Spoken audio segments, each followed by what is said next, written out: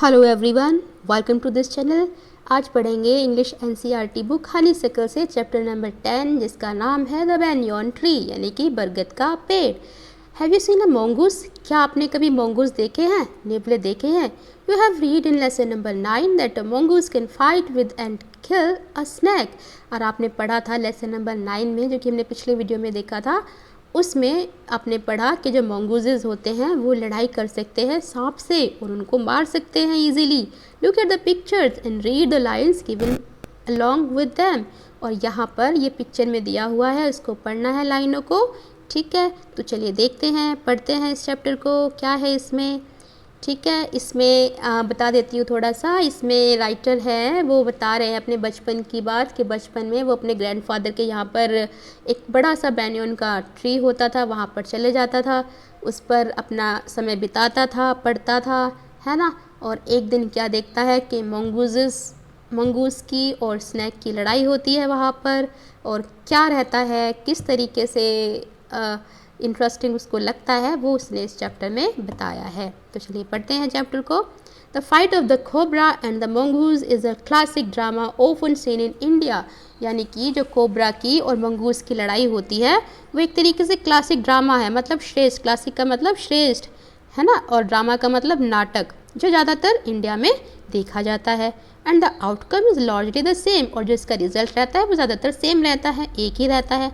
The mongoose is not immune to the venomous bite. जो mongoose होते हैं, जो नेवले होते हैं, हालांकि वो बचे नहीं हैं जहरीले बाइट से, मतलब कि अगर सांप उसको काट लेता है तो ऐसा कुछ नहीं है कि वो ज़िंदा रह जाएंगे, वो भी मर जाएंगे। But is faster and quicker in motion than the snake. लेकिन ये बहुत तेज़ गति से अपना प्रहार करते हैं, अपने आप को एक्सपर्ट होते हैं बचाने में सांप से और मारने में उनको, जिससे कि जो सांप है वो उनको काट ही नहीं पाता है। The cobra assumes a posture of defense and attempts to reach the animal by a sweeping strike। जो कोबरा होता है वो काटने का पोस्चर लेता है, या कई बार अपने आप को डिफेंस करने का, सुरक्षित रखने का पोस्चर लेता है और अटेम्प्ट करता है मंगूज को मारने का।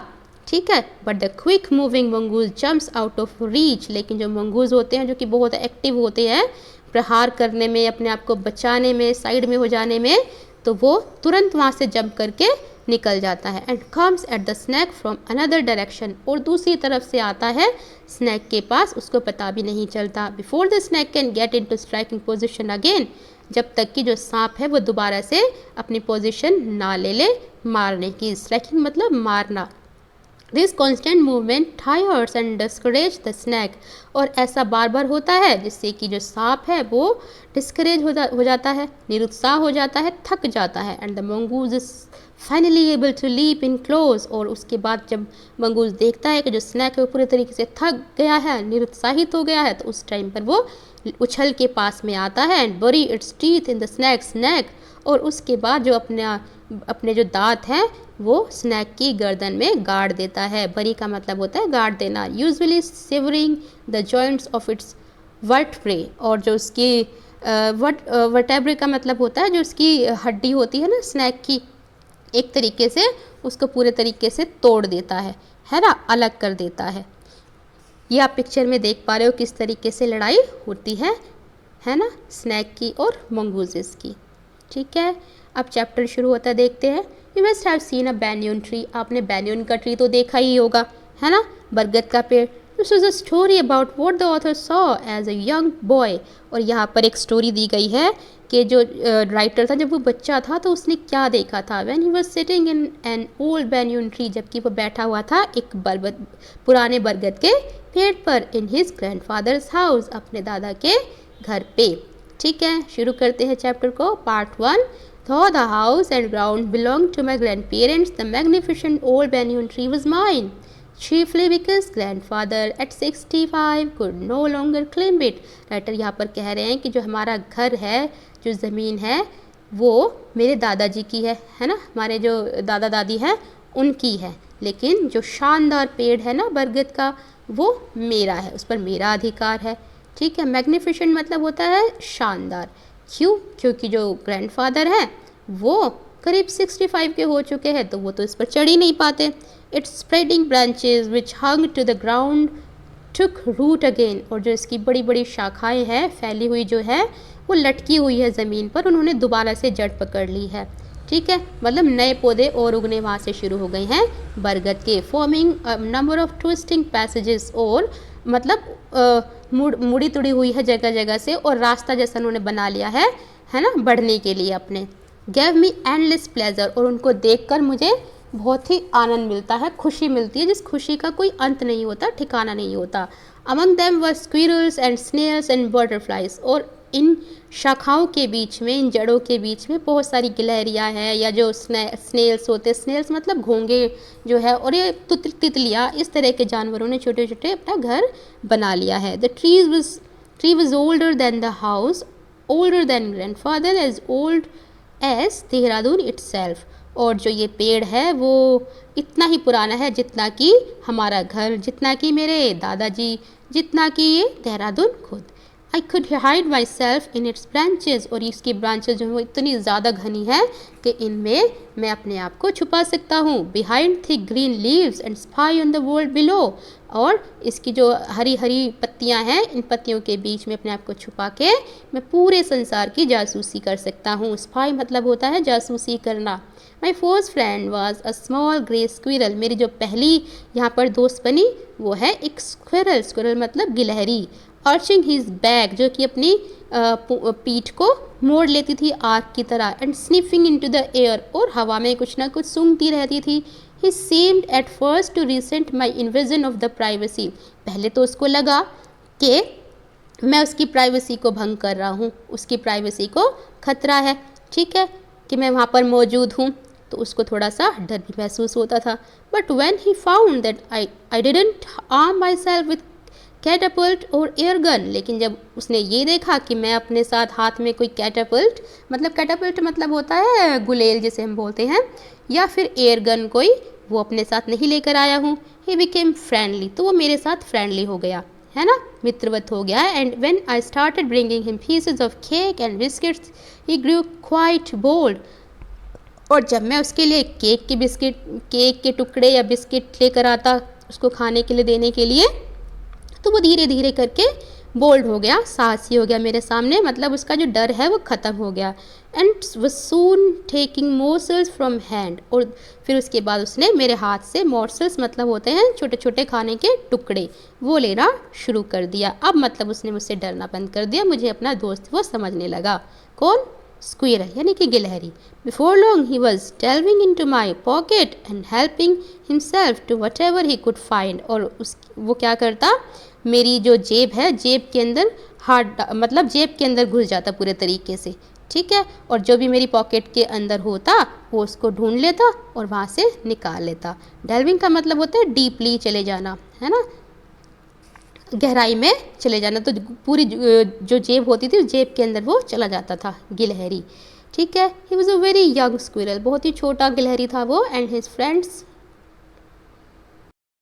and relatives probably thought him foolish and headstrong for trusting a human, और जो उसके दोस्त थे या जो उसके रिश्तेदार थे स्क्विरल के, वो उसको मूर्ख समझते थे, है ना, और बहुत ही हठी या ज़िद्दी समझते थे कि उसने किसी इंसान पर विश्वास कर लिया। हेडस्ट्रॉन्ग का मतलब होता है हठी या ज़िद्दी, ठीक है, क्योंकि जो स्क्विरल था ना वो रोज़ उसके पास जाता था और उससे खाना वाना जो भी था वो देता था उसको, तो वो बड़े प्यार से खाता था, या पिक्चर में देख पा रहे हो, ठीक है। In the spring when the banyan tree was full of small red figs, जब बसंत का टाइम आता था, जो बैंयन ट्री है वो पूरे तरीके से छोटे छोटे लाल कलर के फिग्स यानी कि अंजीरों से भर जाता था पूरा। Birds of all kinds would flock into its branches, और अलग अलग तरह के जो पक्षी थे वो वहाँ पर झुंड में आते थे और शाखाओं पर बैठ जाते थे। The red bottom Bulbul, cheerful greedy parrot, मैना and crows squabbling with one another, ठीक है, और उन पक्षियों में होते थे लाल रंग की गर्दन वाली बुलबुल, या फिर हंसमुख और लालची तोते, मैना, ठीक है, और क्रो, और ये क्या करते थे, ये आपस में लड़ते रहते थे। स्क्वेबिंग मतलब होता है विवाद करना, लड़ना एक दूसरे से। ड्यूरिंग द फिग सीजन यानी कि जो अंजीरों का टाइम होता था, जिस टाइम पर अंजीर लगते थे, उस मौसम में the banyan tree was full of noisiest places in the garden, उस टाइम पर जो ये बैंयन ट्री था ये पूरे तरीके से कोलाहल से भरा रहता था, है ना। इसके गार्डन में शोर ही शोर होता था। Halfway up the tree I had built a crude platform where I could spend the afternoon when it was not too hot. और यहाँ पर राइटर कह रहे हैं कि ट्री पर थोड़ा सा ऊपर चढ़ के आधे पर चढ़कर मैंने क्या बनाया हुआ है, एक क्रूड प्लेटफॉर्म बनाया हुआ है, एक मचान बनाया हुआ है। ठीक है बेटा, तो मचान बनाया हुआ है और मैं उस पर अपना समय बिताता हूँ दोपहर के टाइम पर, जबकि बहुत ज़्यादा गर्मी नहीं होती। I could read there propping myself up against the tree with the cushion from the living room. और वहाँ पर मैं क्या करता हूँ, वहाँ पर मैं अपना सहारा देकर अपने आप को कुशन से बैठ जाता हूँ और अपना जो भी रीडिंग का काम मुझे करना होता है, पढ़ना होता है, वो मैं वहाँ पर करता हूँ। Treasure island, Huckleberry Finn and the story of the Dr. Delight were some of the books that made up my Banyan Tree library। और यहाँ पर ये कुछ बुक्स के नाम बता रहा है। ये जो बुक्स है वो वहाँ पर उसने रखी हुई हैं और उनको वो पढ़ता है, जिससे कि वो कह रहे हैं कि Banyan Tree को उन्होंने एक लाइब्रेरी की तरह बना लिया है। When I did not feel like reading, I could look down through the leaves at the world below। और कहते हैं राइटर कि जब मुझे पढ़ने का मन नहीं होता तो मैं क्या करता हूँ, मैं उन पत्तियों के बीच में से, हरी हरी पत्तियों के बीच में से नीचे झांकता हूँ और पूरे संसार को देखता हूँ। And on one particular afternoon I had a grand stand view of that classic of the Indian Wilde's, a fight between a mongoose and a cobra. और एक दोपहर की बात बता रहे हैं वो कि उन्होंने देखा एक बड़ा ही विचित्र सा दृश्य, है ना। ग्रैंड स्टैंड व्यू मतलब कि मचान से, जिस मचान पर वो बैठते थे वहाँ से उन्होंने एक दृश्य देखा। और दृश्य किसका था, लड़ते हुए देखा उन्होंने मंगूस को और कोबरा को, जिस फाइट के बारे में उन्होंने सुना हुआ था कि कैसे वो लड़ते हैं, गांव में काफ़ी फेमस था ये। ठीक है, तो ये पढ़ेंगे हम पार्ट सेकंड में। The warm breezes of approaching summer had sent everyone including the gardener into the house. यानी कि राइटर कह रहे हैं यहाँ पर कि जो गर्म हवा थी ना, जो गर्म हवा थी उसके आने से लग रहा था कि जो गर्मियाँ हैं वो आ गई हैं। ठीक है, और उससे क्या हुआ था, गर्मियों के आने की वजह से, गर्म हवा, लू चलने की वजह से जो बगीचे को संभालने वाला यानी कि गार्डनर था, ठीक है, वो और बाकी सब जो लोग थे ना, वो अपने घरों में रहने के लिए मजबूर हो गए थे। I was feeling drowsy my self, और मैं भी अपने आप को ड्राउजी महसूस करता था। मतलब कि ड्राउजी का मतलब होता है सुस्त, जब जिस टाइम पे थोड़ी थोड़ी नींद आने लगती है उसको बोलते हैं। तो वो भी अपने आप को सुस्त महसूस करते थे। Wondering if I should go to the pond and have a swim with Ramu and the buffaloes when I saw a huge black cobra gliding out of the clump of cactus. तो यहाँ पर बता रहे हैं कि मैं भी कई बार सोचता हूँ कि काश मैं जा पाता पॉन्ड पर रामू के साथ, ठीक है, और बुफेलोज के साथ। जब रामू अपने बुफेलोज को लेकर, भैंसों को लेकर जाता है पॉन्ड पर, तो मैं भी उनके साथ जा सकूं और स्विम कर सकूं पॉन्ड्स पर। ठीक है, तो वहाँ पर उस टाइम पर उन्होंने देखा एक विशाल ब्लैक कलर का कोबरा, ठीक है, जो कि सरकते हुए, ग्लाइडिंग का मतलब होता है सरकना, सरकते हुए आ रहा था कैक्टस के पास। ठीक है, कैक्टस वहाँ पर लगे हुए थे, वहाँ पर वो आ रहा था। Eight the same time a mongoose emerge from the bushes and went straight for the cobra. और उसी टाइम पर एक मंगूस भी निकल कर वहाँ से आया। इमर्ज का मतलब होता है निकल के आना, दिखाई देना। ठीक है, तो वो बुशेज में से, झाड़ियों में से निकल कर आया और सीधा कोबरा की तरफ गया। In a clearing beneath the banyan tree in bright sunshine they came face to face. और एक banyan ट्री के नीचे धूप निकली हुई थी, चमकती हुई धूप में वो फेस टू फेस थे, दोनों आमने सामने थे। ठीक है, और क्या होता है, the cobra knew only too well that the grey mongoose 3 feet long was a super fighter। और जो कोबरा है वो जानता था कि अच्छे तरीके से कि जो ग्रे कलर के मंगूज होते हैं ना, जो कि 3 फीट लंबे होते हैं, वो बहुत ही अच्छे फाइटर होते हैं, क्लेवर एंड एग्रेसिव, बहुत ही चालाक भी होते हैं और भी गुस्से भी वाले भी होते हैं। But the cobra too was a skillful and experience fighter. लेकिन जो कोबरा है वो भी बहुत ही योग्य यानी कि कुशल और अनुभवी फाइटर होता है। ठीक है, he could move swiftly, वो बहुत तेज़ गति से वो चल सकता है, हमला करता है। and strike with the speed of light, और मतलब बिजली की गति से हमला करता है। and the shakes of behind his long sharp fangs were full of deadly poison, और उसकी जो, उसके मुंह में जो थैली भी बनी हुई होती है, सेक्स मतलब होता है थैली सी, ठीक है। और जो कि उसके फैंक्स में मतलब नुकीले दांतों के पीछे होता है ना, वो पूरे तरीके से पॉइजन से भरा हुआ होता है, डेडली पॉइजन से। It was to be a battle of champions, और ये एक चैम्पियंस के बीच में लड़ाई होने वाली थी, ठीक है। दो चैम्पियंस के बीच में जो कि अपने अपने माहिर थे लड़ने में, ठीक है।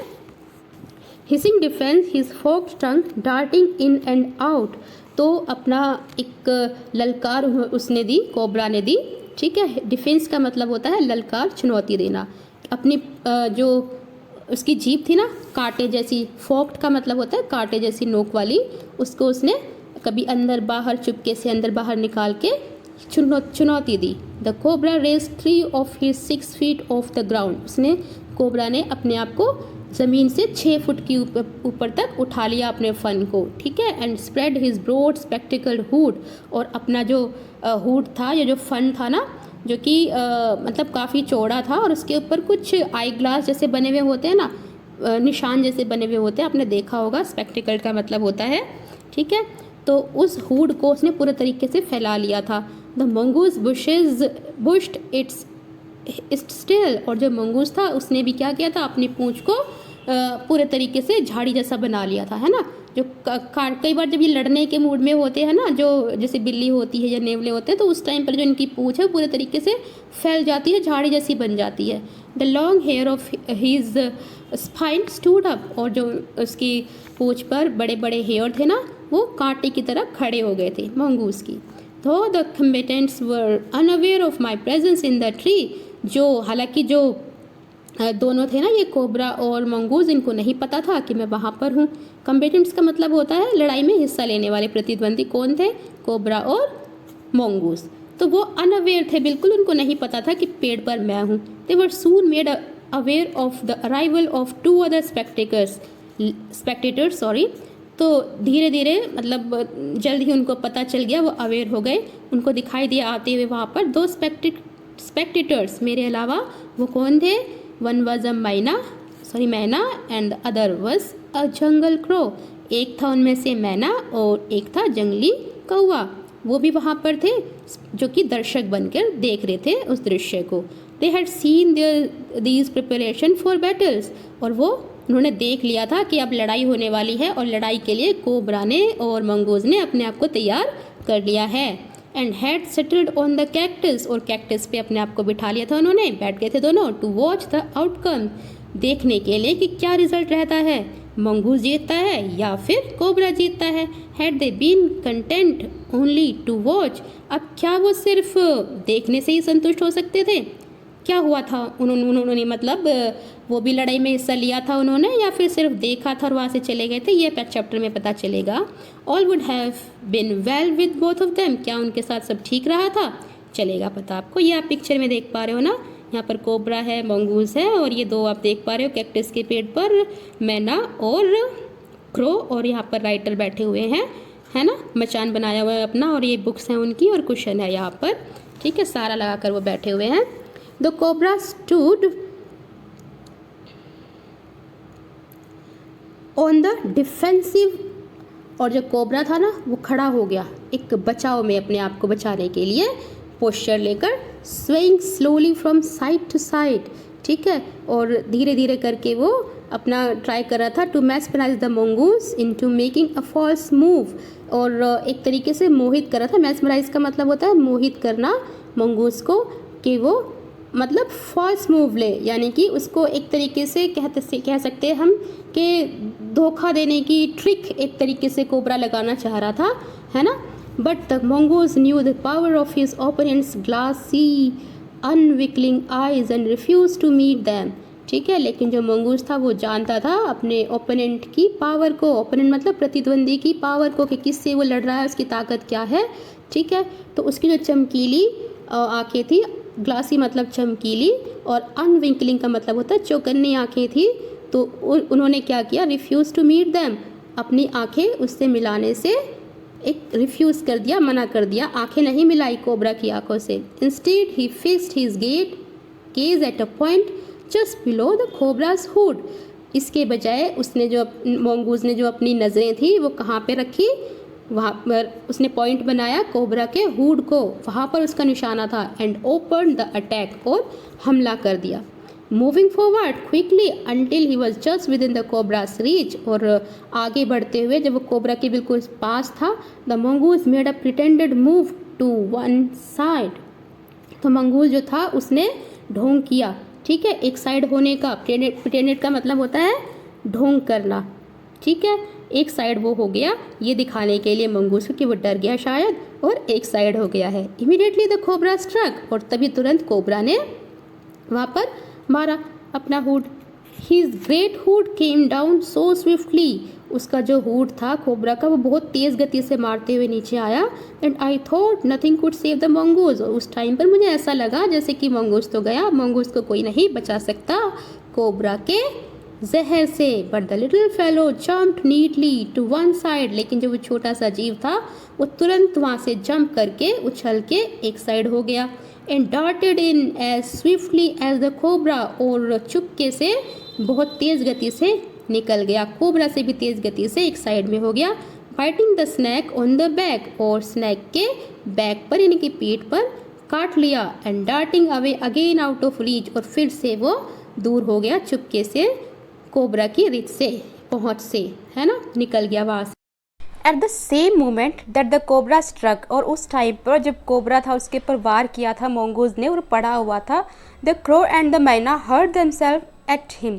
तो जो क्रो और मैना थे वो देख रहे थे, उन्होंने जब कोबरा को पड़ा हुआ देखा ज़मीन पर तो वो उसके ऊपर आए, है ना, अपने ऊपर उन्होंने उछाला। हर्ड का मतलब होता है उछालना, उसके ऊपर वार करने के लिए, क्योंकि जो बर्ड्स होते हैं वो देखा गया है कि स्नैक्स के दुश्मन होते हैं, तो जहाँ कहीं भी वो देखते हैं उसको पड़े हो तो उस पर वार करने की कोशिश करते हैं। ऐसा ही उन दोनों ने भी किया, ठीक है, only to collide heavily in mid air, और इस दौरान जब वो ऐसा कर रहे थे तो एक दूसरे से टकरा जाते हैं हवा में। कौन? मैना और क्रो, है ना। Shrieking insult at each other, they return to the cactus plant, और उस दौरान वो चिल्लाते हुए फिर से कैक्टस प्लांट पर पहुंच जाते हैं वापस, ठीक है, क्योंकि उनका जो मकसद था स्नैक पर हमला करना वो पूरा नहीं हो पाया। A few drops of blood glistered on the cobra's back, और कुछ बूंदें जो ब्लड की थी वो कोबरा की पीठ पर दिखाई दी, चमकते हुए, झलकते हुए। The cobra struck and missed again. The mongoose sprang aside, jumped in and beat, और जो कोबरा था जब उस पर वार किया तो वो पड़ा हुआ था, तो अगेन फिर से जो मंगूस था उसने अपने आप को एक साइड में किया उछालते हुए ना, जम्प्ड इन एंड बिट, और फिर से दोबारा आया उछल के उसके ऊपर वार किया, उसको काटा, ठीक है। Again the birds dived at the snake, फिर से जो बर्ड्स थे दोनों क्रो और मैना वो उसके ऊपर आए, स्नैक के ऊपर उछलते हुए, है ना। Bumped into each other instead, हालांकि फिर से टकरा जाते एक दूसरे से, बम्प्ड का मतलब होता है टकराना। And return shrieking to the safety of the cactus, और फिर से वापस चले जाते हैं चिल्लाते हुए कैक्टस पर, ठीक है। The third round followed the same, जो थर्ड राउंड था ना दोनों की लड़ाई का वो भी तकरीबन सेम ही रहा जैसे पहले लड़ रहे थे वो आपस में। The first but with one dramatic difference, लेकिन एक डिफरेंस था, वो क्या था देखेंगे। The crow and the myna still determined to take part in the proceeding, और जो क्रो और मैना थे ना वो अभी भी निश्चय किए हुए थे कि वो इस लड़ाई में हिस्सा लेंगे। डाइव्ड एट द कोबरा, फिर से वो कूदे कोबरा के ऊपर, but this time they missed each other, इस टाइम पर वो एक दूसरे से नहीं टकराते, as well as their mark, और साथ ही साथ अपने निशाने से भी चूक जाते हैं। उनका निशाना कौन था? कोबरा, उस पर वार करना, है ना। The myna flew on and reached its perch, और उस दौरान जो मैना थी वो उड़कर अपने अड्डे पर यानी कि जो कैक्टस का प्लांट था उसके ऊपर चली गई उड़ के। But the crow tried to pull up in mid air, लेकिन जो कौवा था उसने कोशिश की हवा में ऊपर उठ के, ठीक है, वापस जाने की। इन द सेकेंड, इस दौरान it took the bird to do this, the cobra whipped his head back and struck with great force, और कुछ सेकंड का ही वक्त लगा था इसमें करने में क्रो को। तो उसी दौरान जो कोबरा था ना उसने अपना फन उठाया और ज़ोर से, पूरे ज़ोर से उसके ऊपर मारा, क्रो के ऊपर, है ना, डंक अपना। He snout thudding against the cross body, और जो उसका स्नाउट था यानी कि जो उसका थूथना था, जो उसका मुंह था, वो क्रो की बॉडी से ज़ोर से टकराया, मतलब डंक मारा उसने अपना, ठीक है। I saw the bird flung nearly 20 feet across the garden. तो राइटर कहते हैं यहाँ पे मैंने उस बर्ड को उड़ते हुए देखा करीब 20 फीट तक, है ना, गार्डन से। It fluttered about for a while, कुछ देर तक वो फड़फड़ाया, देन ले स्टिल, और उसके बाद फिर शांत लेट गया। द मैना remained on the cactus plant, और जो मैना थी वो अभी भी कैक्टस प्लांट पर ही थी। ठीक है, ये आप देख पा रहे हो पिक्चर में। ठीक है, ये क्रो मरा हुआ है यहाँ पर, ये स्नैक है कोबरा, और ये मंगूज है, उड़ती हुई मैना है, और ये बरगद है। ठीक है, जिस पर कि ये जो राइटर हैं वो आपको दिखाई दे रहे हैं, देख रहे हैं। ठीक है, and when the snake and the mongoose return to the fight, और फिर से जब स्नैक और मंगूज हैं वो लड़ने के लिए आते हैं वापस, very wisely decided not to interfere again. तो जो मैना है वो सोचती है, बड़ी बुद्धिमानी के साथ डिसाइड करती है कि अब वो दखलंदाजी नहीं करेगी दोनों की लड़ाई में, क्योंकि उसने क्रो को मरते हुए देखा था, क्या हाल हुआ था उसका।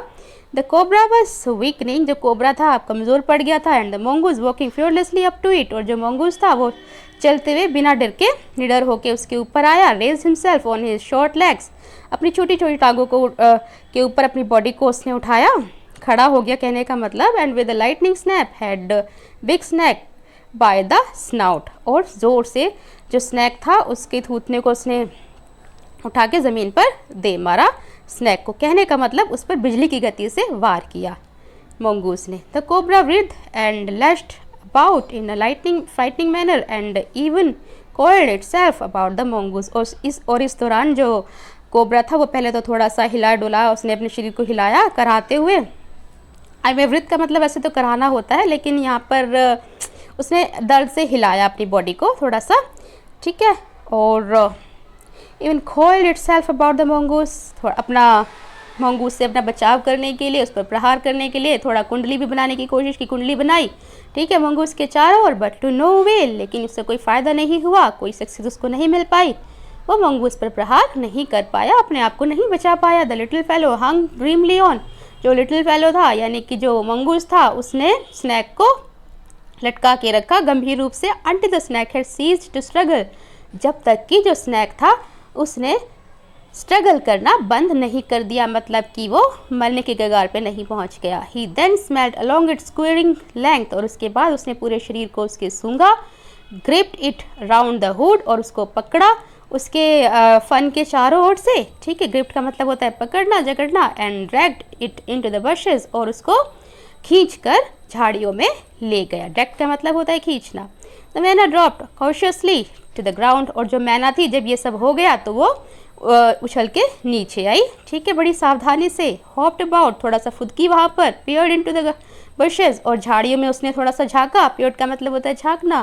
फ्रॉम ए सेफ डिस्टेंस, लेकिन थोड़ी दूरी से, सुरक्षित रहकर कि कहीं कोई इस पर वार ना कर दे। And then with the shrill cry of congratulation flew away, और फिर उसके बाद ज़ोर से चिल्लाई, और चिल्लाकर जैसे कि वो कंग्रेचुलेशंस दे रही हो मंगूस को कि उसने कोबरा को मार गिराया, लड़ाई के दौरान उसने विजय प्राप्त की, वहाँ से वो उड़ गई। तो ये था चैप्टर। देखा आपने किस तरीके से मंगूस ने स्नैक को मार गिराया। ठीक है, तो मिलेंगे अब नेक्स्ट चैप्टर में। Till then bye, take care. I hope आपको समझ आया होगा। ओके।